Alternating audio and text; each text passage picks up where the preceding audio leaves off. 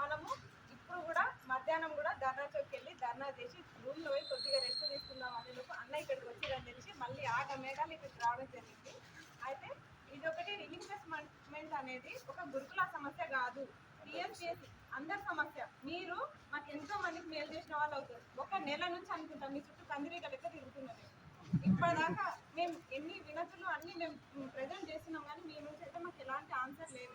మేమేం గొంతమ్మ కోరికలు కోరట్లేదు కదా, మేము బాగుపడడానికి అడుగుతున్నాం. నిజంగా మీరు మా నుంచి వెళ్ళిన తక్కువ ఏజ్లో ఎమ్మెల్సీ అయిన పర్సన్ మీరు. మా బాధ మీకు తప్ప ఎవరికి అర్థం కాదు నాయకులకి. మీరే ముందు స్టెప్ వేసి మా తరఫు నుంచి వాయిస్ వినిపిస్తారనే కదా మిమ్మల్ని స్టేజ్లో పెట్టడం లేదు. మరి మీరెందుకు సైలెంట్గా ఉంటున్నారు? లేదు,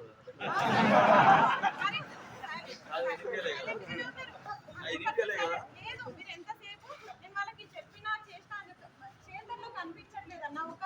ఒక వెబ్ నోట్ ఇవ్వండి, ఒక ప్రెస్ నోట్ ఇవ్వండి అని ఒక నెల నుంచి తిరుగుతున్నాను. నేను వేసుకున్న గెటప్కి నా ఫైటింగ్కి సంబంధమే లేదు అసలు. కానీ నేను బయట తిరుగుతున్నా 1 month నుంచి చదువుకోకుండా. నా టైం అంతా పోతుందన్నా. నా టైం తెచ్చి వదలరా మీరు? సో క్వశ్చన్ కాదు, అందరి తరపు నుంచి నేను అడుగుతున్నా. సీఎం నుంచి మాకు హామీ పత్రం ఖచ్చితంగా కావాలి. మాకు వెబ్ నోట్ రూపంలోనే కావాలి. మాటలు వద్దు. ఈరోజు చెప్తారు, రేపు మర్చిపోతారు. మాకు ఈ మాటలు 10 సంవత్సరాల నుంచి వింటూనే ఉన్నాం. అదంతా విసిగిపోయా వాళ్ళని దింపి మిమ్మల్ని ఎక్కించుకున్నాం. ఇప్పుడు మీరు కూడా అట్లా చేయకండి. రిపీట్ చేయకండి. ఇప్పుడు నేను చాలా విసిగిపోయిన ఒక నెల నుంచి. ముందు ఎలక్షన్స్ ఉన్నాయి, ఇది వార్నింగే అనుకోండి, ఏమన్నా అనుకోండి, కానీ ముందైతే ఎలక్షన్స్ ఉన్నాయి. నేను నిజంగా టీచరే కావాలనుకుంటున్నాను. నన్ను మాత్రం నాయకురాలని చేయకండి. నన్ను